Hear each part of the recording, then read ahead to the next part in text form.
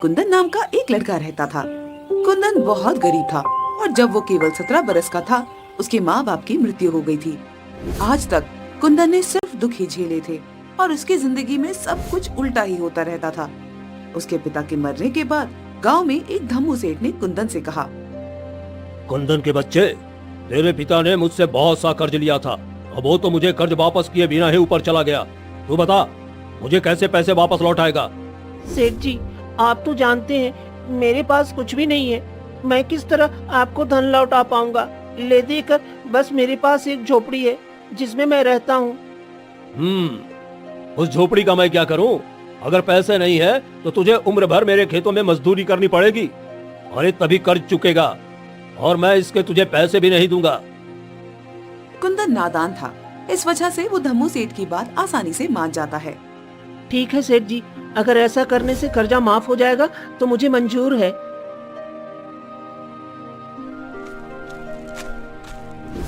फिर क्या था, कुंदन धम्मू सेठ के खेतों में मजदूरी करने लगता है। दिन भर वहाँ मजदूरी करने के बाद धम्मू सेठ कुंदन को सिर्फ रात का खाना ही देता था और वो भी सिर्फ 2 सूखी रोटियां। ये ले, इसे खाकर सो जा और कल सुबह जल्दी उठकर फिर से काम पर लग जाना। सुबह पैर पसार कर सोते मत दिखाई देना, वरना तेरी खैर नहीं। जी सेठ जी।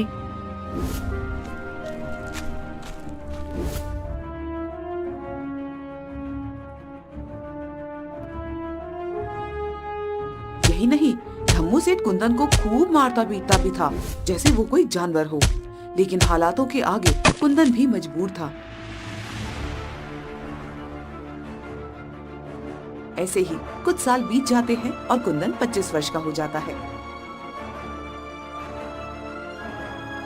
एक दिन सुबह सुबह कुंदन को उठने में जरा देरी हो जाती है, तो वो जल्दी से धम्मू सेठ के खेतों की तरफ भागता है। अरे बाप रे, उठने में बड़ी देर हो गई। जल्दी से खेत पहुंचता हूँ, वरना सेठ जी बहुत गुस्सा करेंगे। जैसे ही कुंदन खेत में पहुंचता है, वो देखता है कि धम्मू सेठ लाठी लिए गुस्से में उसका इंतजार कर रहे थे। उन्हें ऐसे देखकर कुंदन बहुत घबरा जाता है। सेठ जी, माफ कर दीजिए सेठ जी, उठने में जरा देर हो गई, आइंदा कभी नहीं होगा। अच्छा, माफ कर दूं? अरे एक बार माफ करूंगा ना तो तू बार बार यही गलती दोहराएगा। सजा तो तुम्हें मिलनी ही चाहिए। तू क्या चाहता है? तू घर में आराम करे और मैं खेतों में काम करूं? रुक, अभी बताता हूं तुझे। इतना कहकर सेठ कुंदन को बेरहमी से पीटने लगता है। वैसे तो कुंदन हमेशा सेठ जी की मार खा लेता था, क्योंकि उसे लगता था कि सेठ जी के अलावा उसका इस दुनिया में कोई है भी नहीं। लेकिन आज कुंदन सेठ जी को जवाब देते हुए कहता है, बस करिए सेठ जी, कितना पीटेंगे? रात में आप ही ने मुझसे खेतों में देर तक काम करवाया, इसीलिए तो मुझे घर लौटने में देरी हुई थी और इसी वजह से मैं सुबह जल्दी नहीं उठ पाया। तो भला इसमें मेरी क्या गलती है? सेठ जी कुंदन का ऐसा जवाब सुनकर बौखला जाते हैं। ओ, तो तू क्या चाहता है कुंदन? गलती किसकी है? हाँ, मेरी? अरे तू तो अपने माँ बाप को भी खा गया और अब मेरे टुकड़ों पे पलकर मुझसे ही जबान लड़ाता है। जा निकल जा मेरे खेतों से। जब भूखे मरेगा तब आएगा मेरे पास ही लौटकर। सेठ की ऐसी कड़वी बातें सुनकर कुंदन की आंखों में आंसू आ जाते हैं। ठीक है, मैं जा रहा हूँ। वो खेत छोड़कर सीधा गांव के बाहर की तरफ भागने लगता है।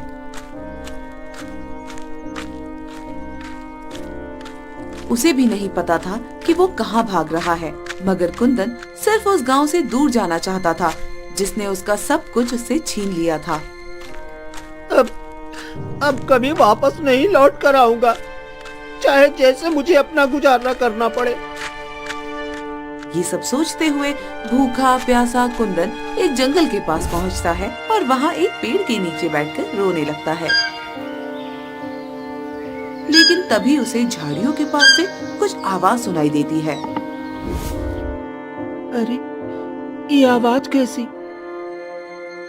कहीं कोई जंगली जानवर तो नहीं? हे ऊपर वाले, अगर ऐसा हुआ तब तो ये मेरा अंत है।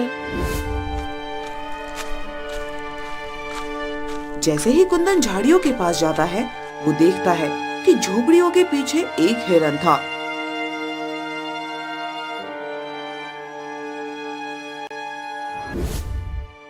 कुंदन हिरन को प्यार से सहलाते हुए कहता है, ओह, तो वो तुम थे। तुमने तो मुझे डरा ही दिया था दोस्त। हिरन कुंदन के साथ कुछ देर खेलता है और फिर उछलता कूदता हुआ भाग जाता है। लेकिन तभी कुंदन की नजर सामने एक पेड़ के नीचे बैठे साधु पर पड़ती है। साधु बैठकर तप कर रहे थे। कुंदन को ऐसे झाड़ियों के पास खड़ा देखकर साधु मुस्कुरा देते हैं और प्यार से उससे कहते हैं, क्या हुआ बेटा, तुम यहाँ क्या कर रहे हो? आओ, मेरे पास आओ। कुंदन साधु के बुलाने पर उसके पास जाता है। क्या बात है बेटा, बड़ा परेशान लग रहे हो? हाँ बाबा, परेशान तो हूँ।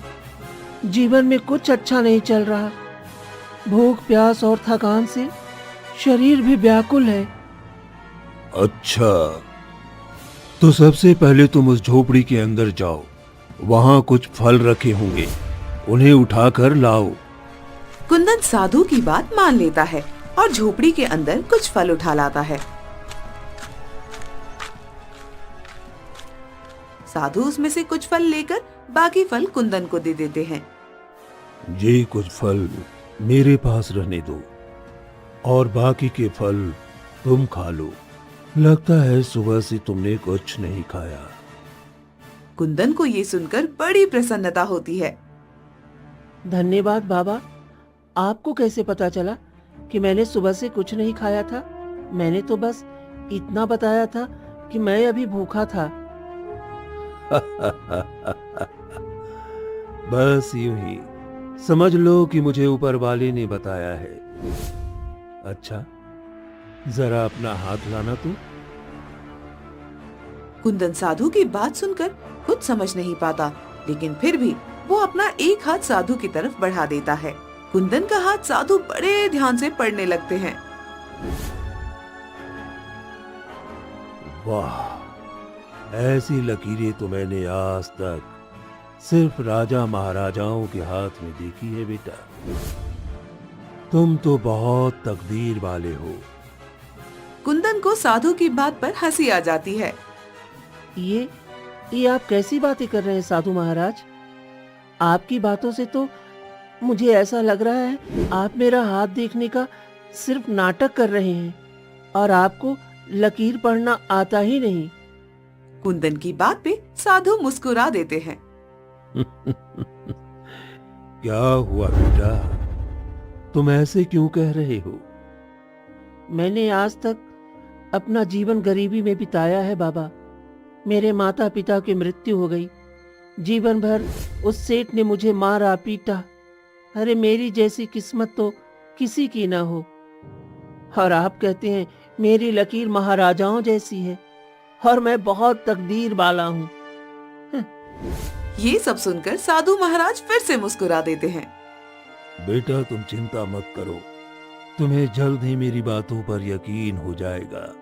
मेरे ख्याल से तुम्हें यहाँ से पश्चिम दिशा की तरफ जाना चाहिए और ये फल अपने साथ ले जाओ, रास्ते में तुम्हारे काम आएंगे।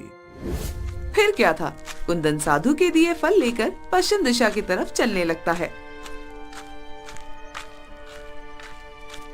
शाम होते होते जंगल का रास्ता खत्म हो जाता है और कुंदन को एक गांव दिखाई देता है।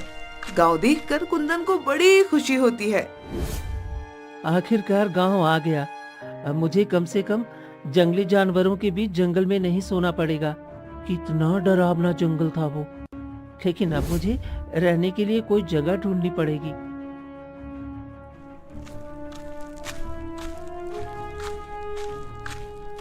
कुंदन गांव में इधर और जगह की तलाश में भटकने लगता है कि तभी उसे हीरालाल नाम के एक आदमी की मिठाई की दुकान नजर आती है। हीरालाल एक बूढ़ा आदमी था और सभी ग्राहकों से बड़े प्यार से बात कर रहा था। कुंदन को देखकर वो उससे कहता है, अरे क्या हुआ बेटा, कौन सी मिठाई चाहिए तुम्हें? तुम यहाँ की तो लगते नहीं हो।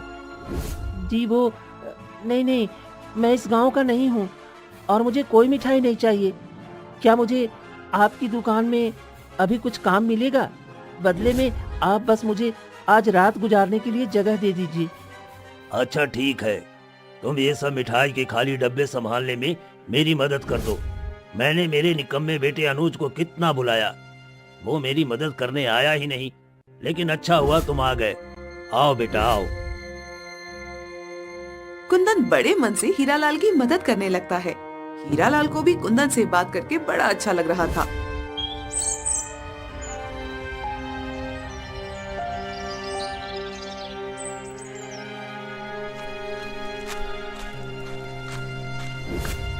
रात होते ही हीरालाल कुंदन को अपने घर ले जाता है, जहाँ पर सिर्फ हीरालाल और उसका बेटा अनुज अकेले रहते थे। अनुज की माँ का बहुत पहले ही देहांत हो गया था। अरे पिताजी, ये किस भिखारी को उठा कर ले आए आप? तमीज से बात करो अनुज, ये कुंदन है। आज रात ये यही रुकेगा। इसने आज मेरी बहुत मदद की है। और तुम क्यों नहीं आए थे दुकान पे? आज कितना काम था? अरे ओ पिताजी, मैं थोड़ा व्यस्त था। हाँ, सब जानता हूँ तो कितना व्यस्त रहा होगा। अरे अपने दोस्तों के साथ घूमने निकल गया होगा। खैर ये सब छोड़ो, मैं जल्दी से खाना बना देता हूँ। नहीं नहीं, आप रहने दीजिए, खाना मैं बना दूंगा। आपने मुझे यहाँ रुकने को दिया है, वही बहुत है। वाकई में तुम खाना बना दोगे? हाँ हाँ जरूर, और देखना आपको मेरे हाथ का खाना ना बहुत पसंद आएगा। फिर कुंदन हीरालाल और उसके बेटे अनुज के लिए स्वादिष्ट खाना बना देता है। वाह, क्या खुशबू आ रही है। आओ कुंदन, तुम भी बैठो। हम सब साथ में बैठकर खाते हैं। क्या मैं आपके साथ? हाँ, और क्या, आओ आओ। कुंदन जब ये देखता है कि हीरालाल उससे इतने प्यार से बात कर रहा था, तो उसकी आंखों में आंसू आ जाते हैं और वो उन्हें गले लगा लेता है। क्या हुआ बेटा, ऐसे भावुक क्यों हो रहा है? बहुत अरसे के बाद किसी ने मुझसे ऐसे प्यार से बात की है, इसलिए मन थोड़ा भावुक हो गया। चलिए अब सब साथ में भोजन करते हैं। इसके बाद वो सब साथ में बैठकर भोजन करते हैं।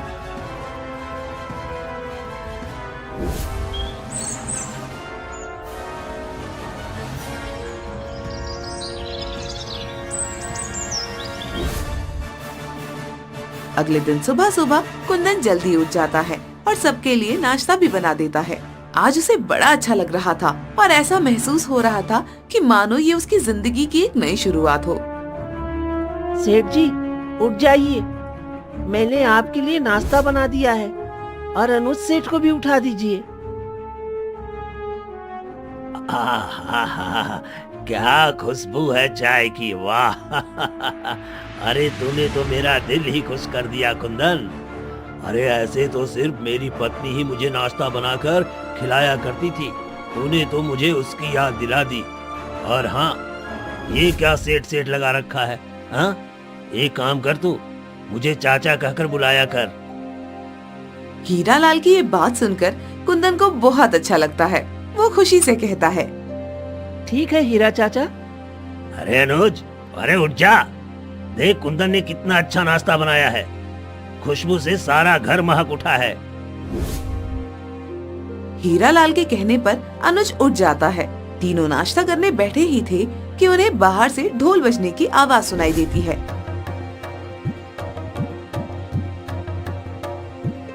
अरे ये कैसी आवाज है चाचा? अरे बेटा, लगता है महल के सैनिक गांव वालों के लिए कोई संदेशा लाए हैं। वो इसी तरह ढोल बजाकर सबको बुलाते हैं। चलो हम भी चलकर देखते हैं। हीरालाल और कुंदन बाहर जाकर देखते हैं तो वाकई महाराज के महल के कुछ सैनिक जो जोर जोर से ढोल बजाकर सबको बुला रहे थे। जब सब गांव वाले वहां इकट्ठा हो जाते हैं तो एक सैनिक बोलता है, सुनो गांव वालों, राजकुमारी मैना अपने विवाह के लिए उचित वर ढूंढ रही हैं। जो भी गांव वाला उनकी एक खतरनाक शर्त पूरी करेगा, महाराज उसका विवाह राजकुमारी मैना से करवा देंगे और राज्य भी उसी को सौंप दिया जाएगा। आप में से जो भी राजकुमारी मैना की शर्त को पूरा करना चाहते हैं, वो कल सुबह महल में पहुंच जाइएगा। सैनिक की ऐसी बात सुनकर गांव वालों में तो अफरा तफरी ही फैल जाती है। कई नौजवान राजकुमार बनने की लालच में राजकुमारी की शर्त पूरी करने का फैसला कर लेते हैं, जबकि उन्हें ये तक नहीं पता था कि राजकुमारी की शर्त थी क्या।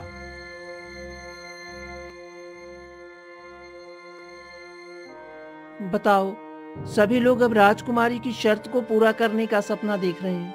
न जाने वो कौन खुशनसीब होगा जिसकी तकदीर बदल जाएगी। जब हीरालाल ये सब सुनता है तो वो भी अपने बेटे से कहता है, ए अनुज, अरे क्यों न तू कल महल में जाकर एक बार अपनी किस्मत आजमा ले। हालांकि बहुत मुश्किल है, पर क्या पता राजकुमारी तुझे पसंद ही कर ले। अरे ठीक है पिताजी, मैं कल चला जाऊंगा। अरे क्या मालूम राजकुमारी मुझे देखने ही शर्त वर्त भूल जाए और मुझसे विवाह करने को तैयार हो जाए। उनका मुझ जैसे नौजवान पर फिदा हो जाना कोई बड़ी बात तो नहीं है ना। खाली पुलाव पकाना तो कोई तुमसे सीखे बेटा। असल जीवन में बिना कठिन परिश्रम के हमें कुछ नहीं मिलता। जी हाँ, आपने बिल्कुल सही कहा चाचा। मैंने भी जीवन में यही सीखा है। हाँ तो कुंदन, तुम भी इसके साथ कल महल चले जाना। क्या पता तुम्हारा भी भाग्य चमक जाए या फिर तुम्हें वहाँ कोई नौकरी ही मिल जाए। चाचा, मुझे अपनी किस्मत पर तो बिल्कुल भरोसा नहीं है। कहाँ राजकुमारी और कहाँ मैं। लेकिन हाँ, शायद मुझे वहाँ कोई नौकरी जरूर मिल जाए।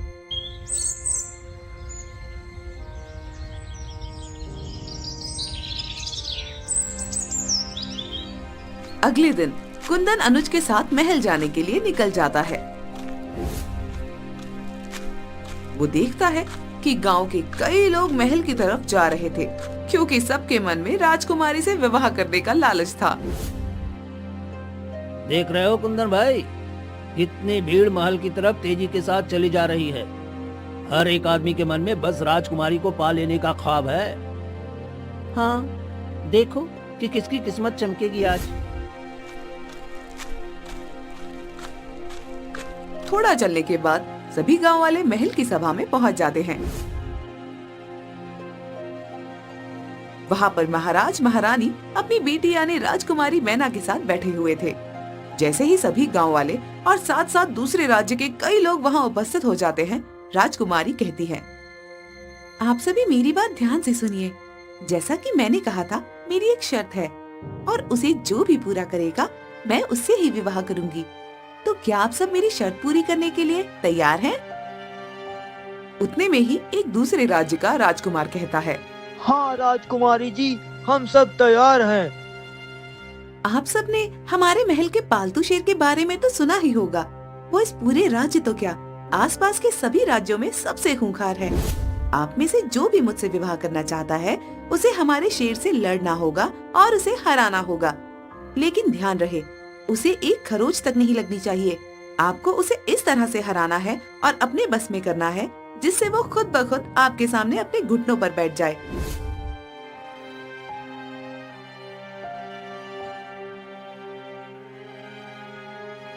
जैसे ही सभा में उपस्थित सभी लोग राजकुमारी की ऐसी शर्त सुनते हैं, सभा में उपस्थित सभी लोग राजकुमारी की ऐसी शर्त सुनते हैं,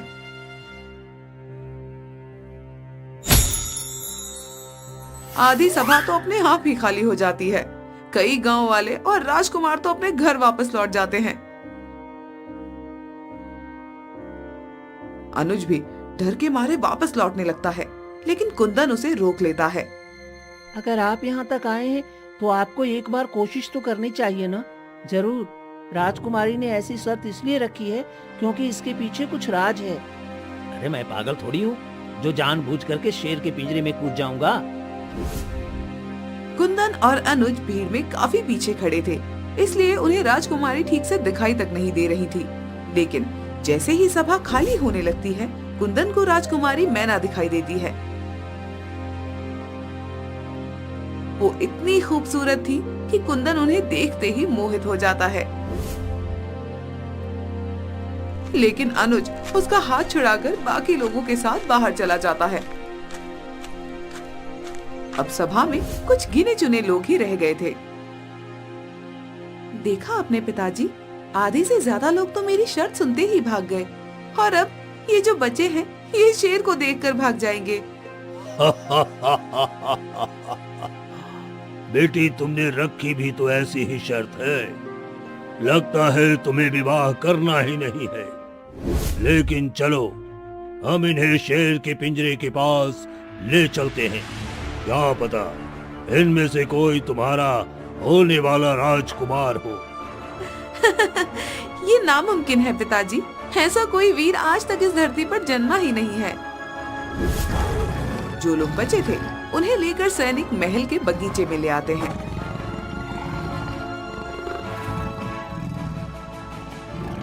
वहीं पर एक बड़ा सा पिंजरा रखा हुआ था जिसके अंदर एक शेर कैद था।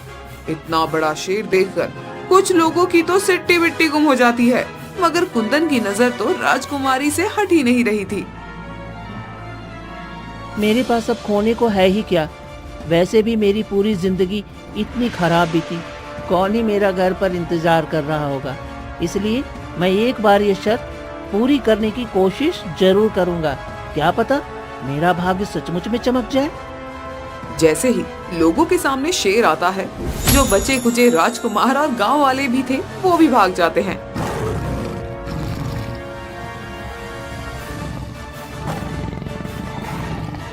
अब सिर्फ कुंदन ही अकेला बच गया था। कुंदन को अभी भी वहां खड़ा देखकर राजकुमारी जी चौंक जाती हैं। अरे, तुम गए नहीं? लगता है कि तुम्हें अपने जीवन से कोई खास लगाव नहीं है। नहीं राजकुमारी जी, मुझे इस शेर से एक बार लड़ना है और आपकी शर्त पूरी करनी है। और जहाँ तक रही जीवन की बात, तो मेरे जीवन में वाकई में ऐसा कुछ भी नहीं है जिसके लिए मुझे जीने की बहुत चाहत हो। क्या वाकई में? ठीक है, फिर जाओ उस शेर के पिंजरे में और आजमा लो अपनी तकदीर को। कुछ सैनिक जल्दी से पिंजरा खोल देते हैं और कुंदन अंदर चला जाता है। अंदर शेर गुस्से में कुंदन को देखकर दहाड़ रहा था। कुंदन पहले तो उसे देखकर डर जाता है, लेकिन वो हिम्मत नहीं खोता। शायद राजकुमारी की वो शर्त पूरी करने के लिए मुझे इससे लड़ने की जरूरत नहीं है। मैं इसे शांत कराकर भी तो घुटने के बल ला सकता हूँ। तभी कुंदन देखता है कि शेर के पैरों में तो चोट लगी हुई थी और वहाँ से खून भी बह रहा था, इसलिए शेर और ज्यादा गुस्से में था। ये देखकर कुंदन सब कुछ समझ जाता है। चोट? मगर अभी तक तो किसी ने शेर से लड़ाई भी नहीं की है। इसका मतलब ये कोई पालतू शेर नहीं है, बल्कि जंगली शेर है। इसे पकड़कर हाल में ही यहाँ लाया गया है। मुझे इसे शांत कर देना चाहिए। तभी शेर गुस्से में कुंदन के ऊपर झपट्टा मारता है, लेकिन कुंदन वहां से हट जाता है और शेर को ऊपर से दबोच लेता है। इसके बाद कुंदन शेर को सहलाने लगता है। शांत हो जाओ, शांत हो जाओ मेरे दोस्त, अभी सब ठीक हो जाएगा। मैं और तुम बिल्कुल एक ही जैसे हैं। मुझे अपना समझकर शांत हो जाओ। शेर कुंदन को अपने ऊपर से गिरा देता है और फिर से उस पर झपट्टा मार देता है, लेकिन इस बार भी कुंदन शेर की पकड़ से बच जाता है और वो शेर को पीछे से पकड़कर सहलाने लगता है। कुंदन के ऐसा करने से शेर वाकई में शांत होने लगता है। शांत हो जाओ मेरे दोस्त, शांत हो जाओ। मैं तुम्हें तुम्हारे परिवार के पास वापस ले जाऊंगा, उसी जंगल में जहाँ तुम रहते थे। बस तुम एक बार शांत होकर मेरी बात को समझो। कुंदन की ये बात सुनकर शेर सचमुच शांत हो जाता है और घुटनों के बल बैठ जाता है, जैसे मानो वो कुंदन की बात समझ गया हो और उसे भी अपने घर वापस जाना हो। कुंदन अपने कुर्ते का थोड़ा सा कपड़ा फाड़ता है और उसे शेर की चोट पर लगा देता है। ये नजारा देखकर राजकुमारी और महाराज दोनों ही हैरान थे। बेटी, इस लड़के ने तो तुम्हारी शर्त वाकई में पूरी कर दी। अब तुम क्या कहना चाहोगी? हाँ पिताजी, क्योंकि वो सिर्फ हिम्मत वाला और बुद्धिमान ही नहीं है, बल्कि ये मेरी तरह जानवरों के दर्द को भी समझता है। सिपाहियों, उसे पिंजरे से बाहर निकालो और शेर की मरहम पट्टी करके उसे उसके जंगल वापस छोड़ दो।